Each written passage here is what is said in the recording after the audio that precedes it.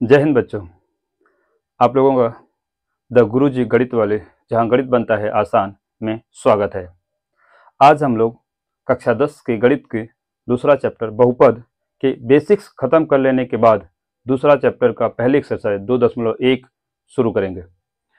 2.1 में पहले हम लोग एनसीईआरटी के सवालों को देखेंगे। एनसीईआरटी के सवाल बहुत लिमिटेड हैं, एक दो ही ऐसे हैं, एक दो ही सवाल हैं। तो एनसीईआरटी पहले देखेंगे, फिर उसके बाद हम एक दूसरी बुक विद्या प्रकाशन की है, उसके कुछ सवालों को सॉल्व करें। उसमें काफ़ी सारे क्वेश्चन दे रखे हैं। इसमें कुछ सवाल स्टैंडर्ड लेवल के भी दे रखे हैं, जो आर डी शर्मा और आर एस अग्रवाल, बालाजी के सवालों को टच करती है। इसलिए मुझे ये बुक अच्छी लगी, मैं इसे सॉल्व करूँगा। ठीक है, तो आइए देखते हैं एनसीईआरटी का पहला सवाल। एनसीईआरटी का पहला सवाल है कि निम्न ग्राफ को देखकर शून्यकों की संख्या का निर्धारण करिए। शून्यकों को संख्या को बताना है। तो आइए पहले ग्राफ देखते हैं। आइए देखते हैं, ये एनसीईआरटी का पहला सवाल है। इसको समझते हैं। इसको समझने के लिए पहले कुछ बेसिक्स समझते हैं। देखिए, किसी भी बहुपद के शून्यकों की संख्या, बहुपद के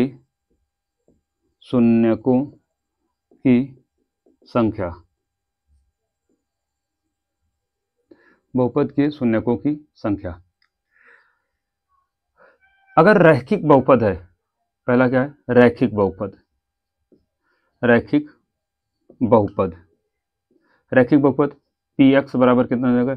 ax प्लस b।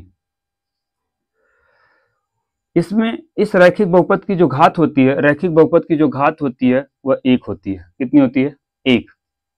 घात 1 है तो शून्यक, इसके शून्यक या तो 1 होगा या 0 होगा।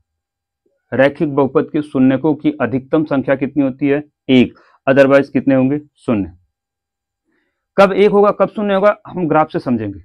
लेकिन फिलहाल अभी जो समझा रहे हैं वो ये बात है कि किसी भी बहुपद के शून्यकों की अधिकतम संख्या कितनी होगी। बहुपद के शून्यकों की संख्या या अधिकतम संख्या। अगर रैखिक बहुपद है, इसका मतलब भी उसकी घात 1 है। जब घात 1 है तो उसकी अधिकतम शून्य कितने होंगे? 1, या अधिकतम 1 होगा या 1 से कम। 1 से कम कितना? 0, 2 शून्य होगा। तो रैखिक बहुपद के शून्यकों की संख्या या तो 1 होगी या फिर 0 होगी। ठीक है, कब 1 होगी, कब 0 होगी, हम अभी ग्राफ से समझेंगे। फिलहाल अभी हम जो समझ रहे हैं वो ये कि शून्यकों की अधिकतम संख्या क्या है। द्विघात बहुपद के शून्यकों की संख्या। द्विघात बहुपद के शून्यकों की संख्या। द्विघात बहुपद क्या होता है? px बराबर ax square plus bx plus c। ये द्विघात बहुपद है। इसकी घात कितनी हो गई? इसकी घात होती है 2। द्विघात बहुपद की घात क्या होती है? किसी बहुपद की घात क्या होती है? उस बहुपद में प्रयुक्त चर की अधिकतम घात उस बहुपद की घात होती है। इसमें अधिकतम घात कितनी है? 2, इसलिए बहुपद की घात कितनी हो गई? 2। शून्यकों की संख्या,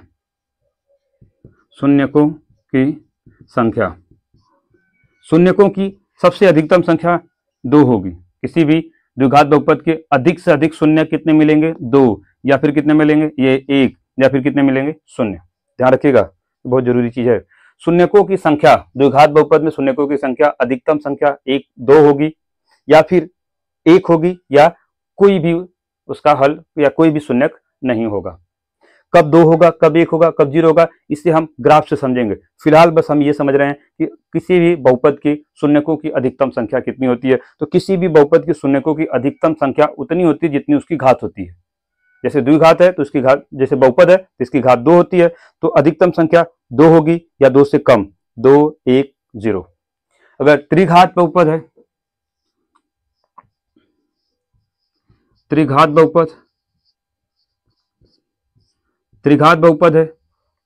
बहुपद के शून्यक, त्रिघात बहुपद क्या होता है? px बराबर ax cube plus bx square plus cx plus d। इसकी घात कितनी होती है? घात इस बहुपद में प्रयुक्त चर की सबसे बड़ी घात 3, तो इसकी घात कितनी हो गई? 3। इस बहुपद की घात कितनी हो गई? 3। शून्यकों की संख्या, शून्यकों की संख्या मैंने बताया उस बहुपद की जो घात होती है, अधिकतम शून्य उतने ही होते हैं या उससे कम। तो इस बहुपद की जो घात है वो कितनी है? 3। तो इसके अधिकतम शून्य कितने होंगे? 3 या फिर 2 या फिर 1 या फिर 0।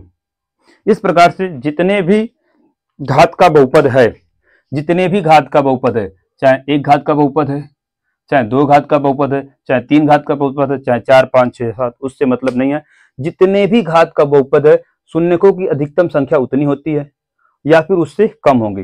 रैखिक बहुपद है, 1 घात का है तो अधिकतम शून्य 1 होंगे, और नहीं तो फिर कितने होंगे? 0।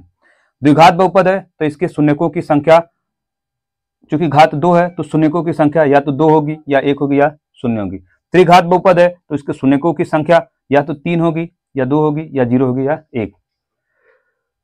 कब 3 होगी, शून्यकों की संख्या कब 3 होगी, कब 2 होगी, कब 1 होगी, कब 0 होगी, ये अब हम ग्राफ से समझेंगे। फिलहाल हमने शून्यकों की अधिकतम संख्या जान लिया कि किसी बहुपद की शून्यकों की अधिकतम संख्या कितनी होती है। तो अब ग्राफ से समझते हैं कि शून्यकों की संख्या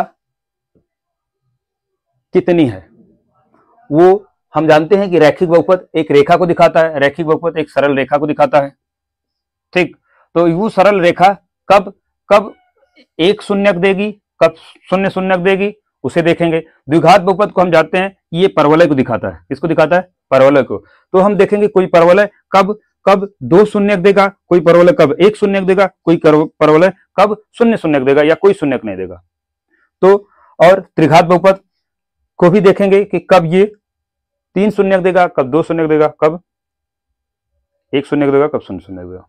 तो आइए अब हम चलते हैं ग्राफ पे। ये सारी बात आपको अच्छे से समझ में आनी चाहिए, ठीक है। चलिए अब इसे जान लेने के बाद, इतनी बेसिक जानकारी लेने के बाद अब आते हैं अपने ग्राफ पे। जो पहला ग्राफ है यह एक सीधी रेखा को दिखा रहा है, तो यह एक रैखिक बहुपद है। कैसा बहुपद? रैखिक। पहला जो ग्राफ है वो एक रैखिक बहुपद है। कैसा है भैया? रैखिक बहुपद है। रैखिक बहुपद मतलब px बराबर इसका जो समीकरण होगा या उसका जो बहुपद होगा वो होगा ax प्लस b, यही होगा इसका बहुपद। इसके शून्यक इसके, चूंकि यह रैखिक है तो 1 होगा या 0 होगा। अब शून्यकों की संख्या का सीधा मतलब x अक्ष से होता है। क्योंकि यह ग्राफ x अक्ष को कहीं भी कट नहीं कर रहा है तो इसके शून्यकों की संख्या कितनी होगी? 0। यह एक रैखिक बहुपद है, इसके शून्यक या तो 1 होंगे या 0। लेकिन चूंकि ये ग्राफ x अक्ष को कहीं नहीं कट कर रहा है तो इसके शून्यकों की संख्या कितनी होगी? 0, अर्थात इसके कोई भी शून्यक नहीं होंगे। आइए अब दूसरे ग्राफ को देखते हैं। दूसरा ग्राफ किसी पॉलिनोमियल का ग्राफ हो सकता है, किसी भी पॉलिनोमियल का ग्राफ हो सकता है। फिलहाल यह एक सीधी रेखा नहीं है, यह एक परवलय भी नहीं है, तो ये किसी का भी हो सकता है। अब बात करते हैं शून्यकों की संख्या। क्योंकि यह x अक्ष, ये जो ग्राफ है x अक्ष को सिर्फ एक बिंदु पे कट कर रहा है। कितने बिंदु पे कट कर रहा है? एक बिंदु पे कट करने के कारण इसके शून्यक कितने होंगे?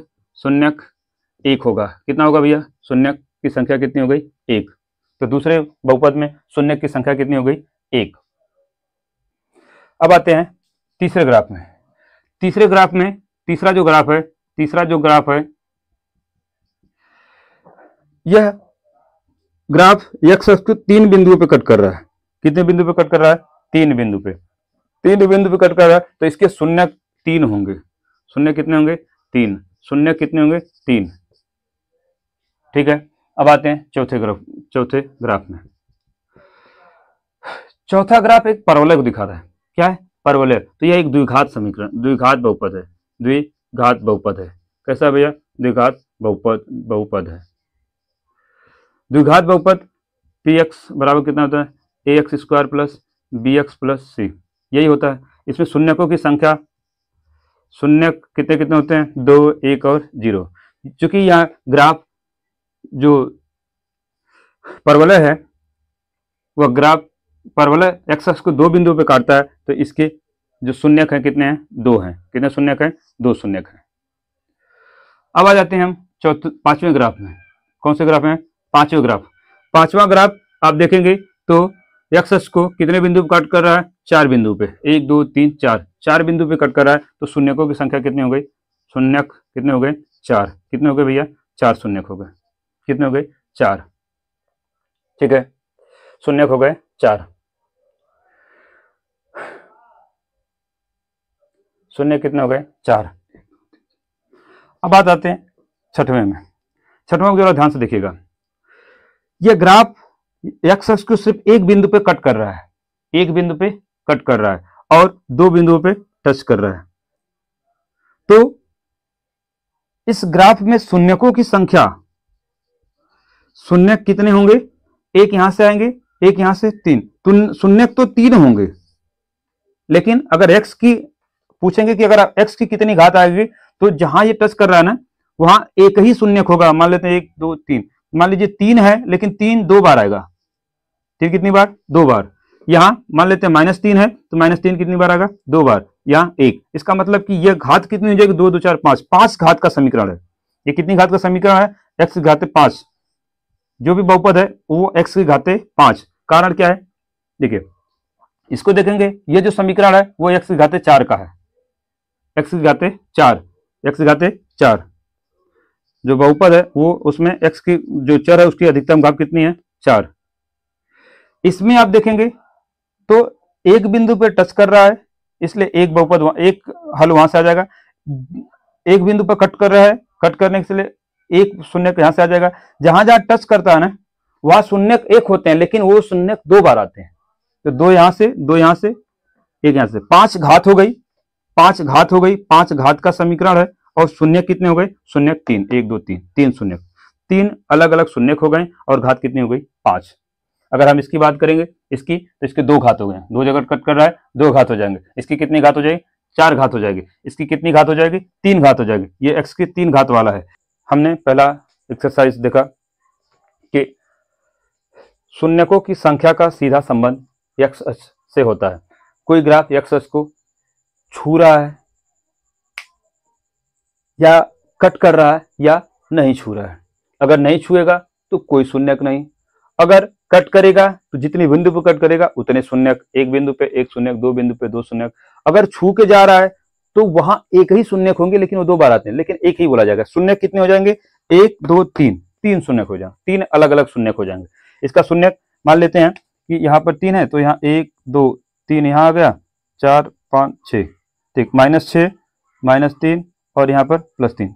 इसको शून्यक हो जाएंगे, -6 -3 और 3, ये शून्यक हो जाएंगे, 3 शून्यक हो जाएंगे, ठीक। लेकिन घात 5 हो जाएगी क्योंकि ये 2 बार आया, ये 2 बार आया, ठीक है। तो पहले सवाल को हम लोग खूब अच्छे से देखा, समझा। अब हम लोग विद्या प्रकाशन की बुक के क्वेश्चन को देखेंगे। आइए तो विद्या प्रकाशन की बुक के देखते हैं। विद्या प्रकाशन की बुक के सवालों को देखते हैं। 2.1 बहुपद का 2.1 इसके सवाल हैं। सवाल पहला है इस बहुपद की घात क्या है। पहला ऑप्शन है, पहला ऑप्शन में दिया है 1, दूसरे ऑप्शन में दिया है 2, तीसरे ऑप्शन में दिया है 3 और चौथे ऑप्शन में दिया है 4। तो इस बहुपद की घात क्या है।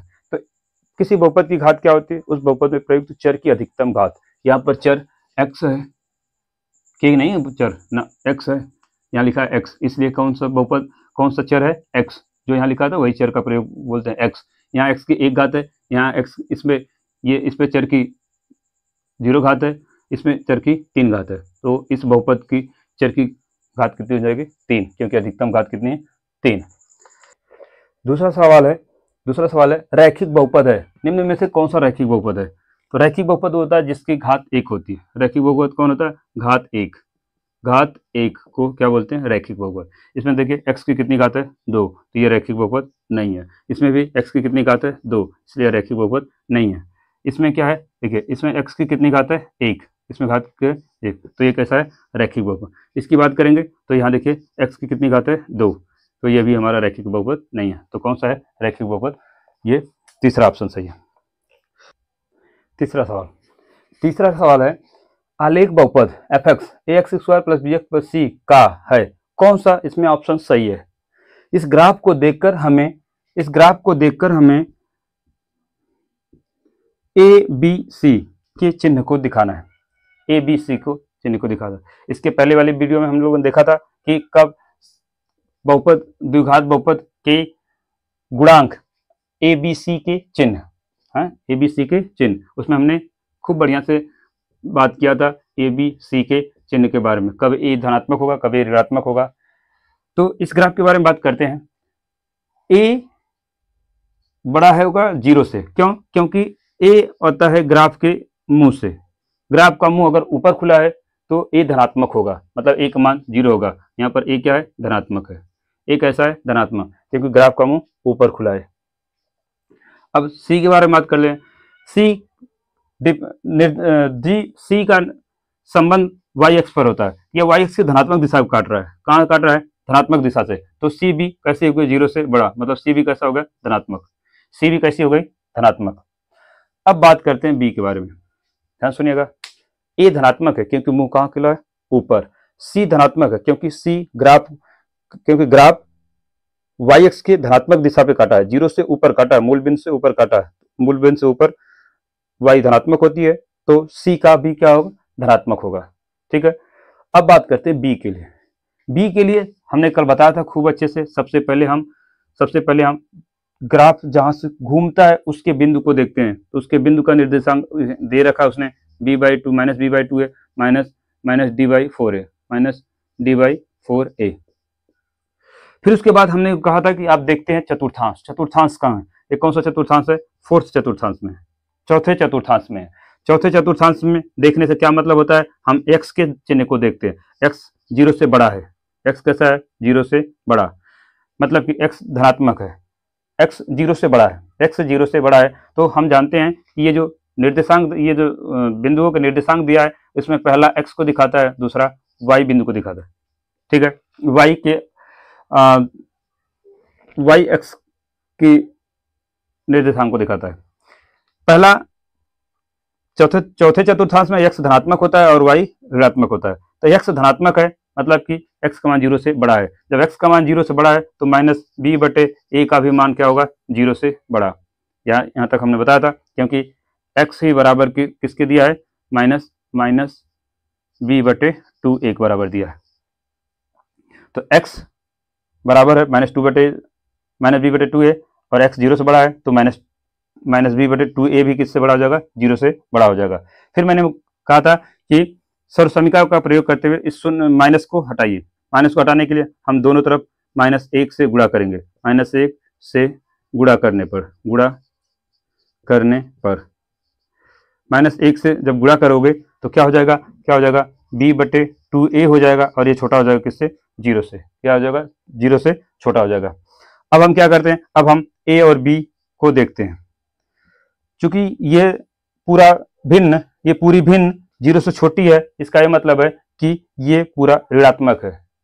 और ऋणात्मक होने के लिए शर्त थी कि किसी एक को ऋण होना पड़ेगा, या तो b ऋणात्मक हो, या तो जब b ऋणात्मक होगा तो a को धनात्मक होना पड़ेगा।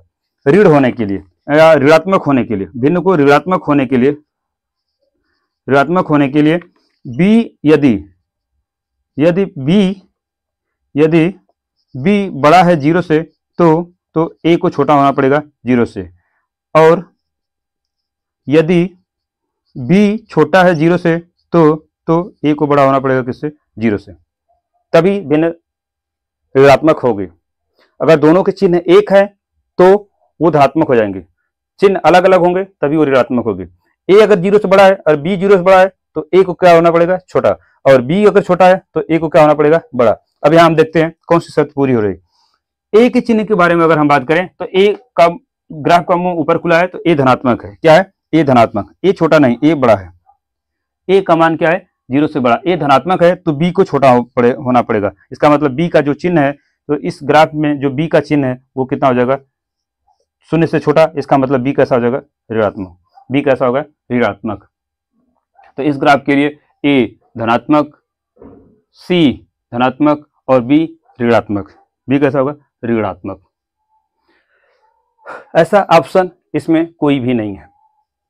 धनात्मक का मतलब होता है कि ए बड़ा होगा 0 से, सी बड़ा है 0 से, बी छोटा है 0 से, और ऐसा ऑप्शन कोई नहीं है। ए बड़ा है 0 से, पहला, दूसरा गलत है, तीसरा भी गलत है, चौथा भी गलत। सिर्फ पहला को सही होने की संभावना है, पहला में बी भी छोटी है, ठीक है, लेकिन सी छोटा नहीं है, सी को सुधारना पड़ेगा। इसको ये ऑप्शन गलत दिया है, यहाँ हमें सुधारना पड़ेगा, सी बड़ा है 0 से, और साफ साफ सी 0 से बड़ा है। तो ये रहा हमारा तीसरा सवाल। चौथा सवाल है सेम तीसरे सवाल की तरह ये भी है कि आलेख बहुपद fx बराबर X plus B X plus C का है, ये ग्राफ जो है इस बहुपद का है, तब हमें कौन सा ऑप्शन सही है ये बताना है। मतलब कि हमें ए, बी और सी के चिन्ह के बारे में पूछ रहा है कि ए धनात्मक है, बी धनात्मक है, सी धनात्मक है, ए ऋणात्मक, क्या कौन है देखते हैं। चलिए सबसे पहले ए के बारे में बात करते हैं। ए के बारे में, ए के चिन्ह के बारे में। ए का चिन्ह, ग्राफ का मुंह नीचे है तो ए छोटा होगा किससे? 0 से, ए ऋणात्मक हो गया। ए कैसा हो गया? ऋणात्मक, क्योंकि मुंह कहाँ है? नीचे। सी के चिन्ह के बारे में बात करते हैं तो यह ग्राफ वाई एक्स को धनात्मक दिशा में काट रहा है, तो सी का मान बड़ा होगा किससे? 0 से। सी का मान क्या होगा? बड़ा होगा 0 से। अब बात करते हैं बी के बारे में। किसके बारे में? बी के बारे में।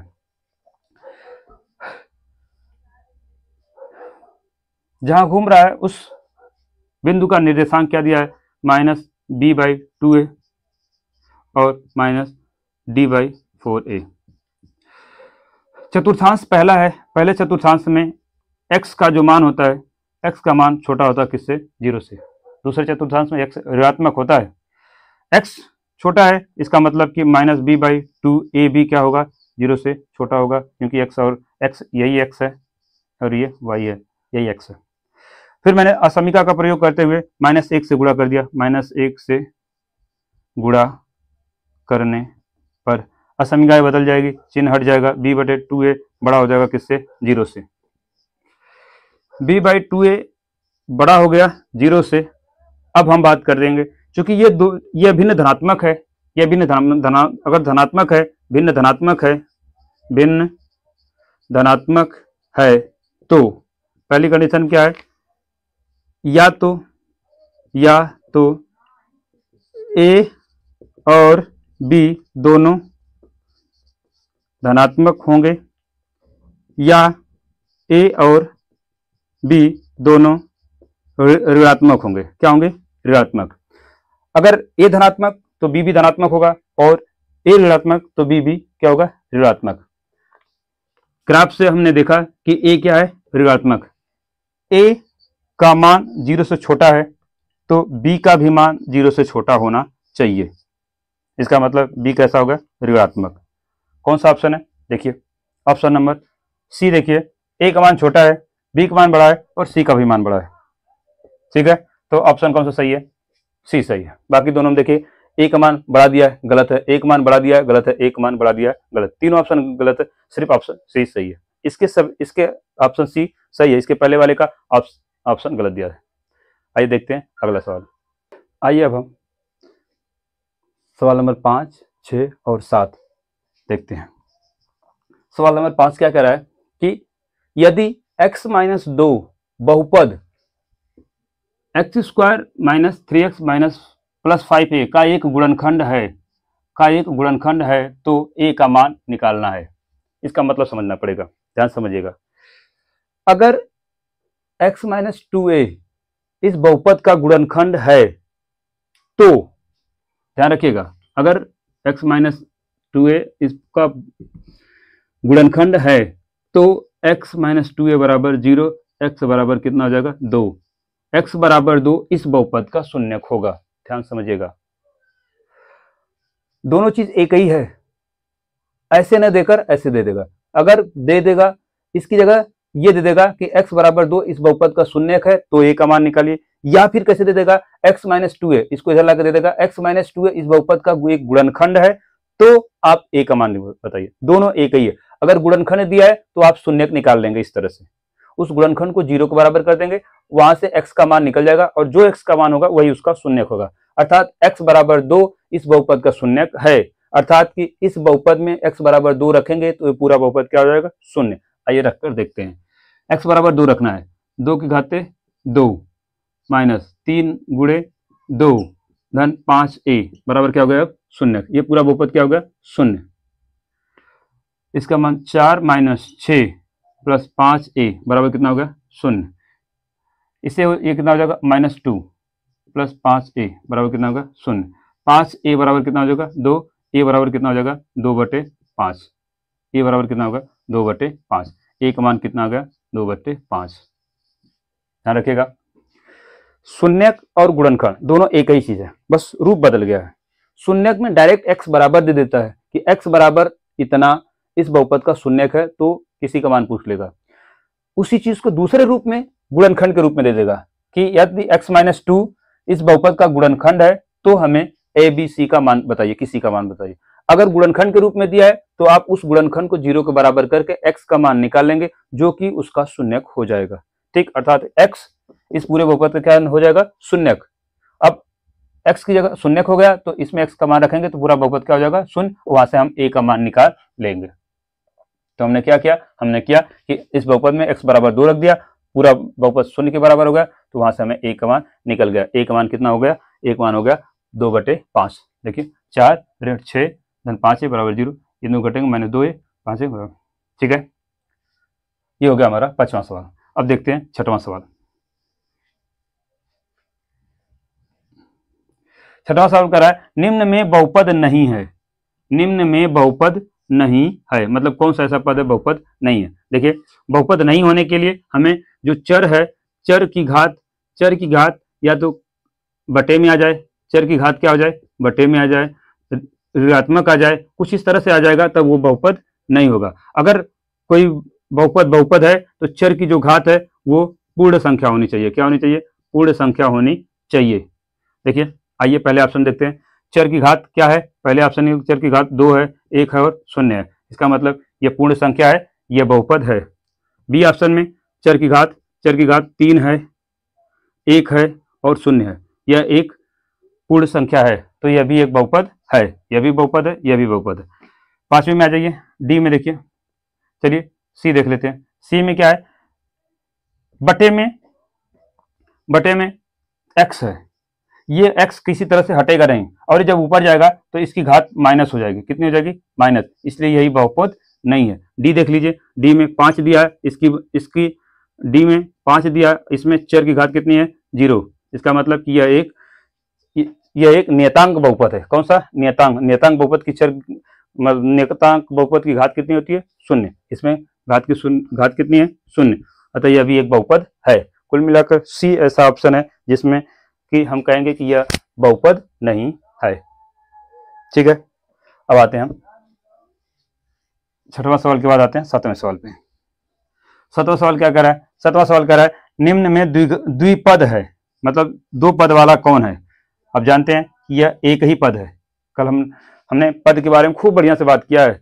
पद धन और चिन्ह से निर्धारित होता है, जितने धन और चिन्ह ऋण हैं, जितने धन और ऋण चिन्ह हैं उतने पद होते हैं। यहाँ पर देखिए सिर्फ एक ही धन चिन्ह है, इसलिए कितने पद होंगे, 1।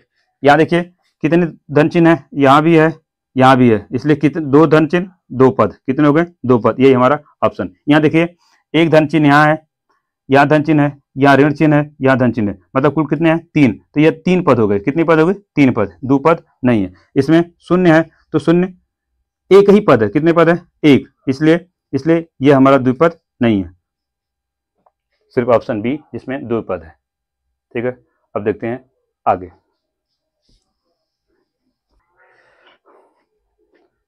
आइए अब हम सवाल नंबर 9, 10, 11 और 12 देखते हैं।